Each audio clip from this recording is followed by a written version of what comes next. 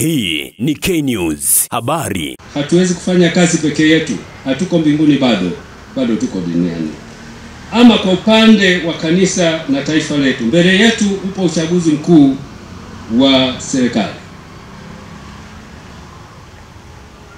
Uchaguzi ni tukio na jambo la kikatiba. Tunasikia mengi humo mitaani. Wako wanaosema tuahirishe uchaguzi. Wako wanaosema tuendelee na uchaguzi. Tuliase kanisa na taifa, tutafanya jambo baya kabisa kama tutafika mahali na kufanya maamuzi ya kusema tunaahirisha uchaguzi. Tutaingia kwenye mgogoro mbaya wa kikatiba na hatimaye tutajikuta kwenye mashinikizo yasiyo na sababu. Machangamoto yanayotokea kwenye mambo na mwendo ni sehemu ya maisha, yanapaswa kufanyiwa kazi. Kwa kuwa Mheshimiwa Spika uko hapa, Mheshimiwa Naibu Waziri Mkuu uko hapa, tuiombe sana jamii ya Tanzania kupitia ninyi na taifa zima, tusiahirishe uchaguzi. Tutatuingiza kwenye mgogoro ambao mwisho wa siku hatuna pa kwenda. Nchi tuliopewa na Eden, tuliopewa na Mungu ni hii. Kwa kama ziko changamoto, tuombe mkae mzitengeneze. Sisi hapa Mbeya, wakati tunakwenda kwenye uchaguzi, wako waliopigia askofu mkuu akisema tuahirishe, tukasema jambo la kikatiba, hatuahirishi. Wako hata mliosema askofu mkuu ukija Mbeya tutakupiga kwa mawe, nimekuja mjanipiga. Wako mliosema askofu ukija hotelini kwako tutatia moto, nimelala na nimeamka salama na niko mbele yenu leo. Ninachowaomba, tulifanya mazungumzo na uchaguzi ukaenda kwa salama na leo tuna askofu. Changamoto zilizopo hebu zishughulikieni, kaeni mzungumze, mambo humalizwa kwa kuzungumza. Baba Askofu, maagizo uliyoyatoa leo tumeyapokea kwa unyenyekevu kabisa. Na katika kuyapokea kwa unyenyekevu huo, kama ujuavyo Baba Askofu, uchaguzi ni mchakato mrefu, unaanzia mbali. Mwaka 2024 bunge la mwezi wa kwanza kuelekea Februari tulifanya mabadiliko na baadhi yenu mlipata nafasi ya kuja kutoa maoni kwenye bunge la Jamhuri ya Muungano wa Tanzania. Tulipata wananchi ama wadau 1702 waliokuja kutoa maoni kuhusu mabadiliko ya sheria mbalimbali zinazohusu uchaguzi, ili kuhakikisha uchaguzi wetu mwaka huu unakwenda kwa amani, unakwenda kwa haki na unakwenda kwa utulivu. Na sisi kama bunge la Jamhuri ya Muungano wa Tanzania, kama chombo kilichojaa wawakilishi, na mimi Mungu akiwa amenipa nafasi ya kuhudumu kama kiongozi wa watu hawa ambao ni wawakilishi, Baba Askofu, tulifanya kazi ile kwa kadri tulivyoweza na kwa kadri Mungu alivyotuongoza.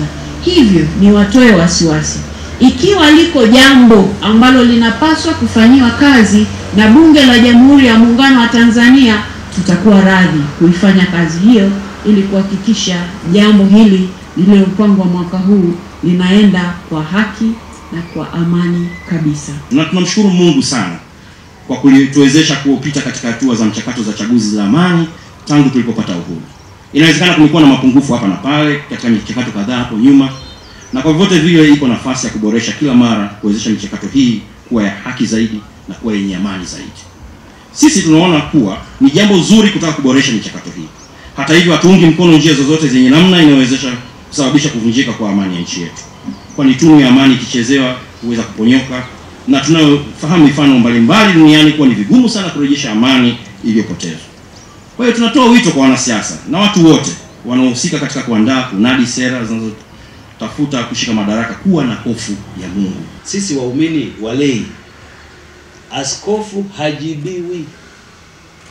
Askofu akisema ni amina, utaenda kujadiliana nyumbani na mkeo, hivi hata alisema alimaanisha nini? Ila pale madhabahuni ni amina na kuondoka. Baba Askofu, sikusudii kusema chochote juu ya yale uliyoyasema juu ya uchaguzi, lakini nataka nikuhakikishie kuwa maelekezo yako kuwa uchaguzi utafanyika, serikali imeyasikia Na kwa kweli sikumbuki kama kuna mpango wote wa kuahirisha uchaguzi. Uchaguzi utafanyika. Tuombe Mungu uchaguzi ufanyike kwa huru na haki kama ambavyo katiba yetu inataka. Nataka nikuhakikishie pia kuwa serikali yetu imeendelea kusikiliza makundi mbalimbali kwa namna tofauti. Mheshimiwa Spika ameeleza vizuri zaidi. Ulivyosikika mwangwi wa watu wa kutaka kufanya marekebisho ya sheria ni Dr. Samia Suluhu Hassan, Rais wa Jamhuri ya Muungano wa Tanzania. Aliamua kutengeneza kamati maalum kwa ajili ya maridhiano ya nchi yetu. Na yeye mwenyewe kwa sauti yake akasema, hili taifa si mali ya mtu, ni taifa letu wote. Tusikilizane, tutafute suluhu ya matatizo tulionayo. Matatizo yaliyo kwenye sheria tuzirekebishe. Haikuishia hapo, sheria ikaletwa bungeni. Mheshimiwa Spika akiwa Dr. Tulia Ackson, tukafanya marekebisho ya sheria kuitikia mwangwi wa yale yaliyosemwa kwa watu. Hata leo Dr. Samia Suluhu Hassan milango yake iko wazi kwa mtu yoyote anayetaka kutoa maoni yake kwa ajili ya kuipeleka nchi yetu mbele. Ninachotaka kuwaomba viongozi wa dini na baba askofu mpya na baba askofu mkuu, tuendelee kuiombea nchi yetu. Wakati wote tuhubiri umoja, mshikamano miongoni mwetu ili tujenge taifa lenye amani. Ndugu zangu, ni mahali ambako hakuna amani hata mahubiri hayawezi kufanyika, kwa sababu watu wanatafuta mahali pa kujificha. Leo tuko hapa wote wenye furaha. Umekaa hapa unaacha simu yako, wala humwangalia aliye kushoto na kulia kwako. Kwa sababu gani? Kwa sababu waasisi wetu na viongozi wetu wa dini wamehubiri amani wakati wote. Tuikumbatie amani hii, tuilee, tuitunze, ili watoto wa watoto wetu wakute taifa ambalo lina amani na utulivu, na Kanisa Anglican ni kielelezo cha kuhubiri amani. Hii ni K News habari.